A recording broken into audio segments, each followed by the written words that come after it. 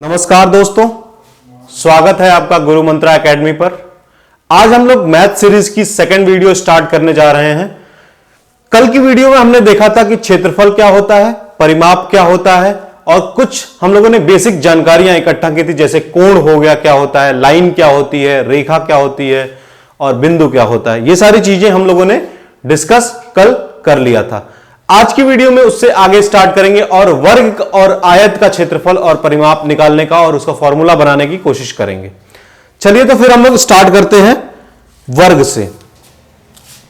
वर्ग को स्टार्ट करने से पहले हम लोग थोड़ा सा कल वाले पॉइंट को थोड़ा सा रिवीजन कर लेते हैं। जैसे कल हम लोगों ने देखा था कि पॉइंट को हम लोग कहेंगे बिंदु,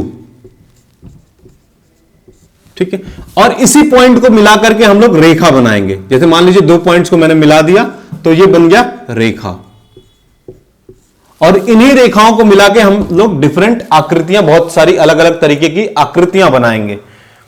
जैसे इस रेखा को मिला करके मैंने बना दिया त्रिभुज, ठीक, तो ये हो गया त्रिभुज। इसके बाद इसमें एक चीज और है, जैसे हम लोग देखते हैं 2 डायमेंशनल और 3 डायमेंशनल, 2D और 3D। 2D में क्या होता है, ये सिर्फ 2 डायमेंशन में ही वर्क करता है। जैसे मान लीजिए एक ये डायमेंशन हो गया, एक ये डायमेंशन हो गया, ठीक है, तो ये हो गया 2 डायमेंशनल। अगर इसी 2 डायमेंशन में एक तीसरा डायमेंशन भी ऐड हो जाए जो ऊपर की तरफ आता हो, एक इधर है, एक इधर है, एक ऊपर की तरफ आ रहा है मार्कर, अगर आप देखें तो ये हो गया 3 डायमेंशन। इस दुनिया में जो जितनी भी चीजें हैं वो 3 डायमेंशनल ही हैं। जैसे अगर मैं 2D में बात करूं तो सर्किल है, लेकिन सर्किल हमारी दुनिया में कहीं भी नहीं पाया जाता है। इस सर्किल का जो आकार है वो हमारी दुनिया में स्फेयर है, ठीक। वर्ग की बात करें तो वर्ग कहीं नहीं होता है। हमारी दुनिया में जो वर्ग होता है वो घन होता है, 3 डायमेंशन का होता है। आयत है तो आयत कहीं नहीं होता है, ये क्या होता है, घनाभ होता है।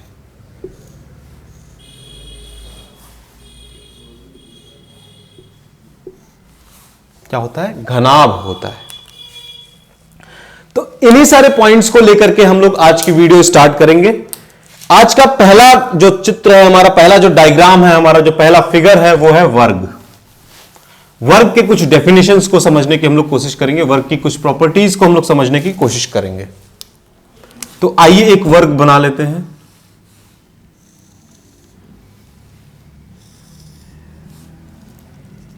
अब इसमें देखिए, इसमें कुछ चीजें हैं, जैसे 4 बिंदु हैं, 4 लाइनें हैं, फिर इसमें कोण भी है।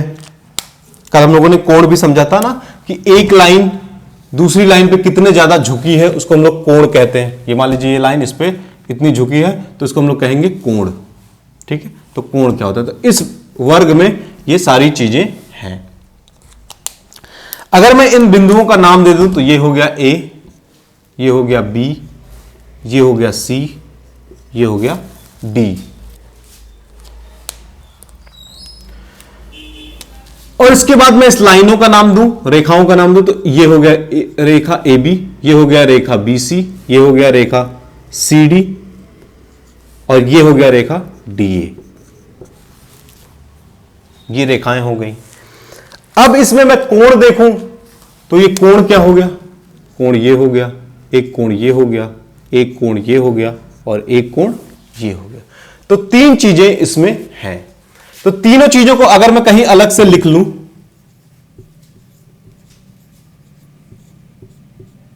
तो बिंदुओं को मैं लिखूं तो 4 बिंदु हैं, A, B, C और D। लाइनों को मैं लिखूं, रेखाओं को लिखूं मैं तो AB, BC, CD और DA। अगर मैं कोणों को लिखूं तो कोण कौन से हो जाएंगे, कोण A, कोण B, कोण C और कोण टी। ये 4 कोण हो जाएंगे। इन कोणों को कल हमने एक और तरीका लिखने के लिए देखा था। जैसे कोण ए को मैं लिखना चाहूं तो कोण को लिख सकता हूं BAD, कोण BAD। तो ऐसे फॉर्मेट में जब भी लिखा होता है तो जो बीच वाला अक्षर होता है, जो बीच वाला चिन्ह होता है, उसी के कोण की मैं बात कर रहा हूं। ठीक है, तो कोण ए को मैं क्या लिखूंगा BAD।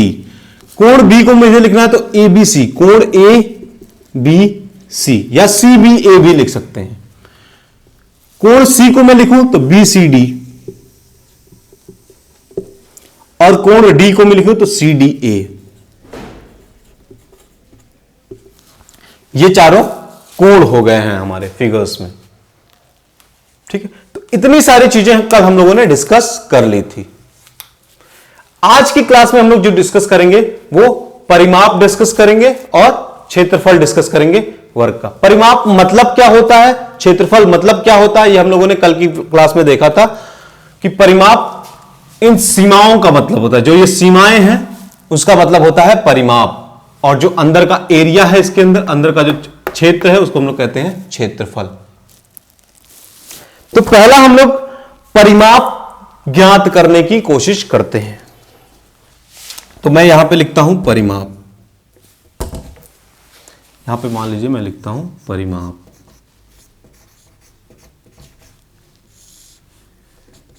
परिमाप, तो परिमाप क्या है? इन चारों सीमाओं का योग। तो चारों सीमाओं का योग लिख लेते हैं। इसको स्टार्ट करने से पहले एक चीज और देखते हैं, इसमें इस वर्ग में क्या होता है। ये वर्ग है, वर्ग में क्या होता है? वर्ग में चारों जो सीमाएं होती हैं वो बराबर होती हैं। ठीक है, और कोण जो होता है वो 90 डिग्री का होता है। तो कोण का काम आज के वीडियो में नहीं है। कोण जो होता है 90 डिग्री का होता है, और जो सारी रेखाएं हैं, सारी सीमाएं हैं, ये समान होती हैं सारी सीमाएं। तो मैं अगर परिमाप लिखने की कोशिश करता हूं तो मैं लिखूंगा परिमाप इज इक्वल टू AB, ये वाली सीमा, फिर ये वाली सीमा BC, फिर ये वाली सीमा CD, और फिर ये वाली सीमा DA। ये चार हमने परिमाप लिख लिए।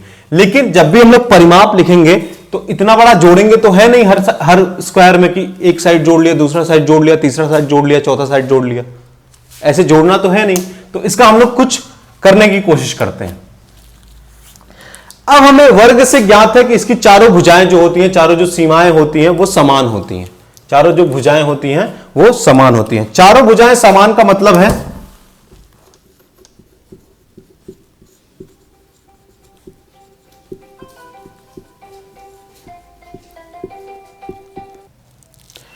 तो चारों भुजाएं समान होती हैं।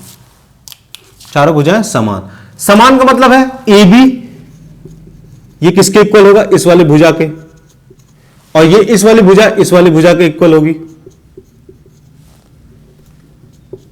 और ये इस वाली भुजा इस वाली भुजा के इक्वल होगी।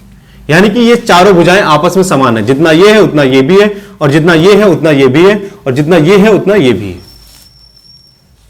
ठीक, तो ये हो गया चारों भुजाएं समान का मतलब। यानी कि अगर चारों भुजाएं समान है तो सबको मैं AB AB AB AB लिख सकता हूं 4 बार। तो यही मैं करूंगा। पहला तो AB है ही, BC को भी मैं AB लिख सकता हूं, BC को भी मैं यहां से AB लिख सकता हूं। CD भी देखेंगे AB के बराबर है तो CD को भी मैं AB लिख देता हूं। DA भी देखेंगे AB के बराबर है तो DA को भी हम लोग AB लिख देते हैं। ठीक है, यानी कि अब आ गया 4 बार AB। 4 बार AB को हमें जोड़ना है, AB को 4 बार जोड़ देना है। अब 4 बार जोड़ने का मतलब है कि AB plus AB plus AB plus AB 4 बार हम लोग जोड़ेंगे। इससे अच्छा हम लोग क्या करते हैं? मल्टीप्लाई कर लेते हैं। इससे अच्छा हम लोग क्या कर लेते हैं? गुणा कर लेते हैं। जैसे मान लीजिए अगर मैं एग्जाम्पल से देखूं तो अगर मैं जो 2 को जोड़ना है तो 2 2 2 और 2, 4 बार 2 को जोड़ना है तो कितना आएगा? 8 आएगा। तो अगर मैं यही करूं कि जिसको जितनी बार जोड़ना है उसको उससे मल्टीप्लाई कर दें, यानी कि 2 को अगर 4 बार जोड़ना है और तो हमें 2 को 4 से मल्टीप्लाई कर देना है, यानी कि 2 गुणे 4, इसकी वैल्यू कितनी आएगी? 8 ही। यानी कि अगर मैं किसी संख्या को या तो 4 बार जोड़ूं या 4 से मल्टीप्लाई कर दूं तो वो संख्या का उत्तर जो होगा वो सेम ही आएगा। तो या तो मैं AB को 4 बार जोड़ूं या मैं AB को 4 से मल्टीप्लाई कर दूं। तो मैं 4 से मल्टीप्लाई कर देता हूं, उसको छोटा बनाना है। AB गुणे 4। अब हमें पता है कि मल्टीप्लाई को इधर उधर भी कर सकते हैं, तो 4AB, 4AB, ठीक। 4AB इसका परिमाप का फॉर्मूला हो गया। 4AB परिमाप का फॉर्मूला हो गया। यह फॉर्मूला तब तक सही है जब तक इस वर्ग का नाम ABCD है। मान लीजिए मैं इस वर्ग का नाम बदल के XYZ कर दूं, XYZ ZA कर दूं, तो अब 4AB हम लोग कहां से लाएंगे? क्योंकि XYZA हो गया है, तो 4AB कैसे लाएंगे?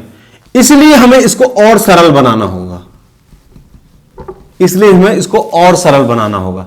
अब हम इसमें देखेंगे वर्ग में कि वर्ग की भुजा क्या है। वर्ग की भुजा क्या है? AB है। जो AB क्या है? वर्ग की भुजा है, ठीक है। AB क्या है? वर्ग की भुजा है। तो यहां पे मैं AB को भुजा से रिप्लेस कर दूं,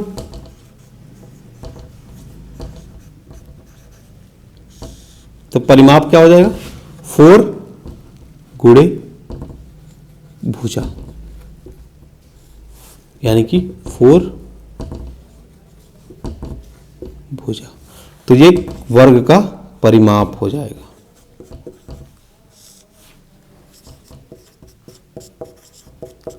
ये क्या हो जाएगा? वर्ग का परिमाप। तो ये हमारा पहला फॉर्मूला बनकर आ गया कि वर्ग का परिमाप क्या होता है। उसको भुजाओं को हम लोग 4 से मल्टीप्लाई कर देंगे तो वो वर्ग का परिमाप हो जाएगा। क्या करेंगे? उसकी भुजाओं को हम लोग 4 से मल्टीप्लाई कर देंगे तो वो वर्ग का परिमाप आ जाएगा। अब इसका क्षेत्रफल देखने का कोशिश करते हैं। इसका क्षेत्रफल देखने का कोशिश करते हैं। क्षेत्रफल अगर देखें हम, तो क्षेत्रफल में अगर हम देखें तो इस वर्ग ऐसे ही रहने देते हैं।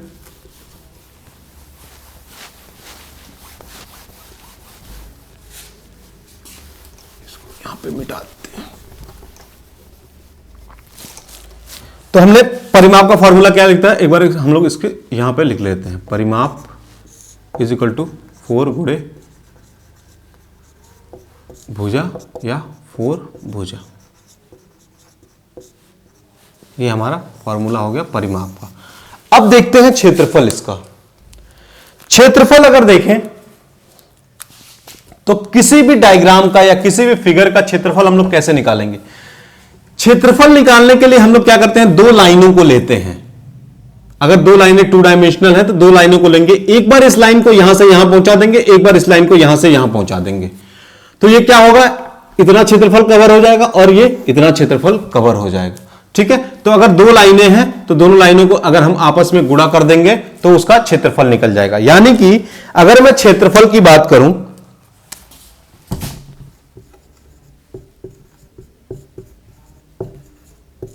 तो मैं मान लीजिए AD लाइन को, जो AD लाइन है उसको यहां से मैं शिफ्ट कर रहा हूं। ऐसे AD लाइन है, इसको यहां से मैं यहां पे शिफ्ट कर रहा हूं। तो मैं पहले लिख लूंगा AD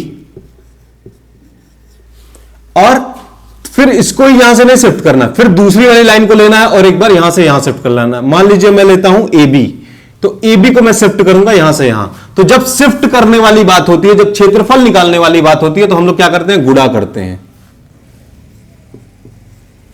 तो ये मैंने लिख दिया AD गुणे AB। अब इसका क्या निकल जाएगा? क्षेत्रफल।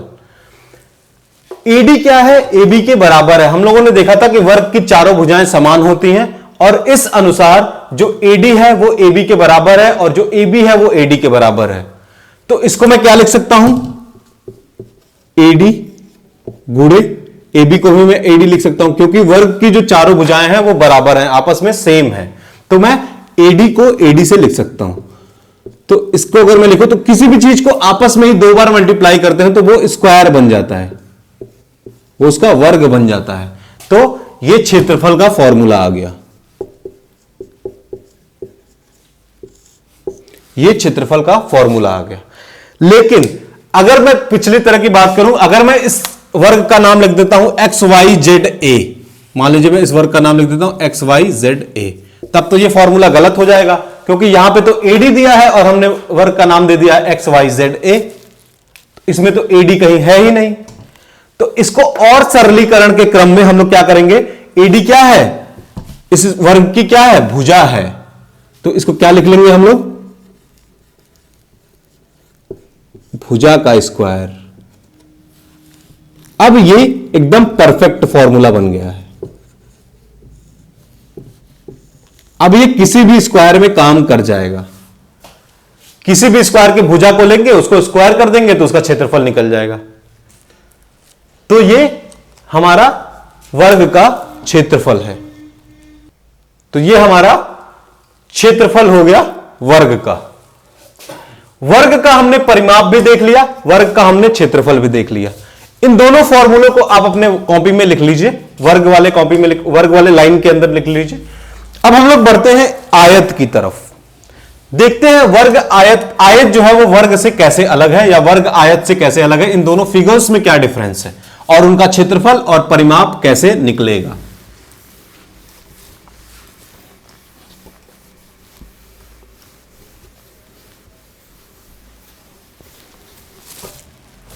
मैं बनाता हूं एक आयत,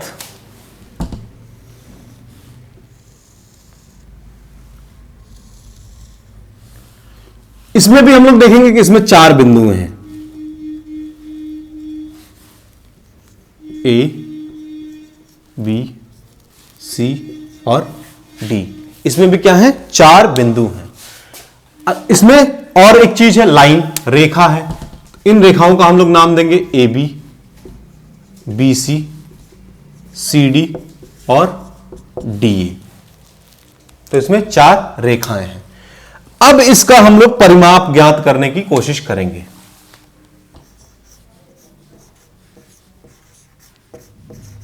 परिमाप, हमने कहा था परिमाप की डेफिनेशन में, परिमाप की परिभाषा में, परिमाप को समझाने के लिए हमने कहा था कि इसकी भुजाओं को ऐड कर लेते हैं, इसकी सीमाओं को ऐड कर लेते हैं तो ये परिमाप बन जाता है। परिमाप को देखने से पहले एक चीज इसमें अलग है वर्ग से। वर्ग में हमने देखा था कि वर्ग की चारों भुजाएं समान थी, लेकिन आयत में चारों भुजाएं समान नहीं होती हैं। आयत में क्या होता है, आयत में सिर्फ आमने सामने की भुजा समान होती है। क्या होती है, आमने सामने की भुजा समान।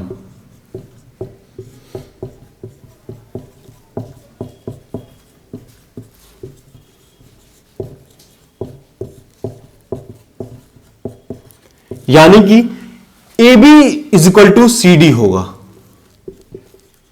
ए B is equal to C D और D A is equal to B C, D A is equal to B C. यानी ये वाला भुजा ये वाले भुजा के समान होगा, इसके सामने है, और ये वाली भुजा इस वाले भुजा के समान होगी क्योंकि ये इसके सामने है। तो आमने सामने की भुजा समान होती है, A B is equal to C D और D A is equal to B C. अब परिमाप ज्ञात करने की कोशिश करते हैं। परिमाप अगर हम देखें तो परिमाप क्या है, चारों सीमाओं का योग हो जाएगा। तो हम अगर लिखें तो A B plus B C plus C D plus D A, same वैसे ही जैसे हमने वर्ग में लिखा था। ठीक, अब हमने देख रहे हैं कि A B is equal to C D है, तो सी डी को भी हम लोग ए बी बदल सकते हैं।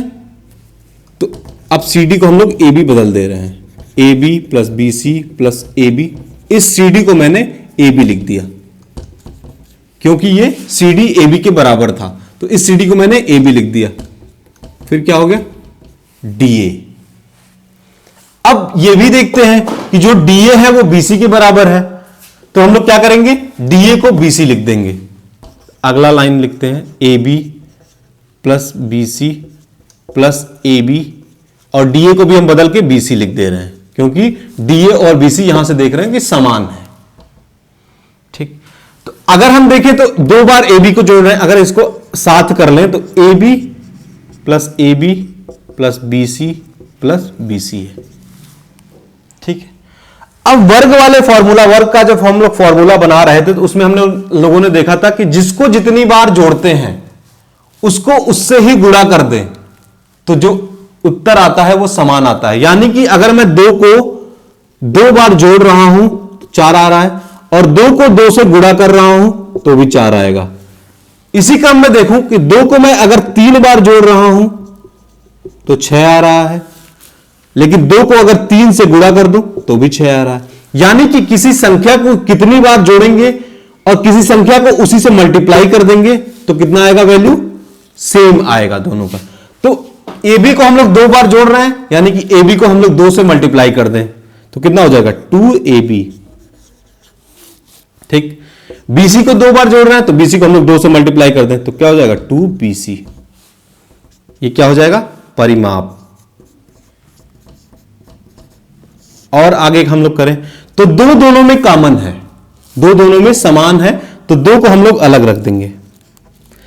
अब 2 अगर समान है तो आप लोग को दिख रहा होगा कि B भी दोनों में कॉमन है, लेकिन B को अलग इसलिए नहीं रख रहे हैं क्योंकि जो AB है या BC है, जो भी है, वो दोनों एक मिल के बना है, ये दोनों एक ही चीज है, इन दोनों को अलग नहीं किया जा सकता, ये दोनों एक ही चीज है। अगर मैं बिंदु की बात करता तो ये अलग था, लेकिन अगर मैं लाइन को वो कर रहा हूं, लाइन की बात कर रहा हूं, तो दोनों को मैंने जोड़ दिया है, तो AB को अलग नहीं किया जा सकता यहां पे, इसलिए हम लोग B को अलग नहीं लिख सकते। इसमें क्या होगा फिर, तो 2 हमने कॉमन ले लिया, बच कौन गया, AB बच गया, और इधर कौन बच गया, BC बच गया। तो ये परिमाप का फॉर्मूला हो जाएगा, परिमाप का फॉर्मूला हो जाएगा। लेकिन फिर वही वाली बात, वर्ग वाली बात, कि अगर मैं इस स्क्वायर को, इस आयत को XYZA लिख दूं तो ये फॉर्मूला तो गलत हो जाएगा हमारा, क्योंकि इसमें B तो कहीं है ही नहीं। तो इसको और सरलीकरण करने के क्रम में हम लोग क्या करते हैं, इसका नाम रख देते हैं। जैसे मान लीजिए ये आयत का क्या हो जाएगा, आयत की लंबाई हो जाएगी, और ये आयत की क्या हो जाएगी, चौड़ाई हो जाएगी। ठीक, ये वाला पार्ट जो है, मान लीजिए इसको मैं अलग कलर से अगर लिखूं तो ये आयत की चौड़ाई हो जाएगी और ये आयत की लंबाई हो जाएगी। ठीक, तो AB आयत की क्या है, लंबाई है, तो AB को हम लोग क्या कर लेते हैं, लंबाई लिख लेते हैं।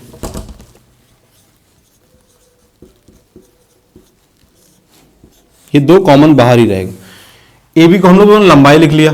BC क्या है, BC इसकी चौड़ाई है, ये इसके बराबर है ना, तो BC भी इसकी क्या हो गई, चौड़ाई हो गई। तो लंबाई को हम लोग चौड़ाई लिख, इसको हम लोग BC को हम लोग क्या लिख लेते हैं, चौड़ाई। अब ये परफेक्ट फॉर्मूला बन गया।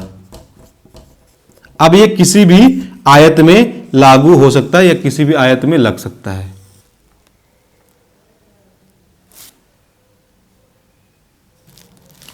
क्या है, लंबाई प्लस चौड़ाई। अब ये आयत का परफेक्ट फॉर्मूला बन गया। तो आयत का परिमाप क्या हो जाएगा, 2 ब्रैकेट में लंबाई प्लस चौड़ाई। तो जब भी हमसे आयत का परिमाप पूछेगा तो लंबाई और चौड़ाई हम लोग लिख देंगे। ठीक, आगे के क्रम में अगर हम बढ़े तो अब हमें आयत का क्षेत्रफल निकालना है। आयत का हमें क्या निकालना है, क्षेत्रफल। क्षेत्रफल निकालने के लिए हमने वर्ग में समझा था कि हम लोग क्या करेंगे, किसी 2 लाइन को लेंगे, 2 आपस में परपेंडिकुलर लाइन को लेंगे और उसको हम लोग बढ़ा देंगे। तो इस लाइन को लेके बढ़ा देते हैं और इस लाइन को लेके बढ़ा देते हैं, तो इसका क्षेत्रफल निकल जाएगा। तो क्या हो जाएगा, अगर मैं क्षेत्रफल की बात करूं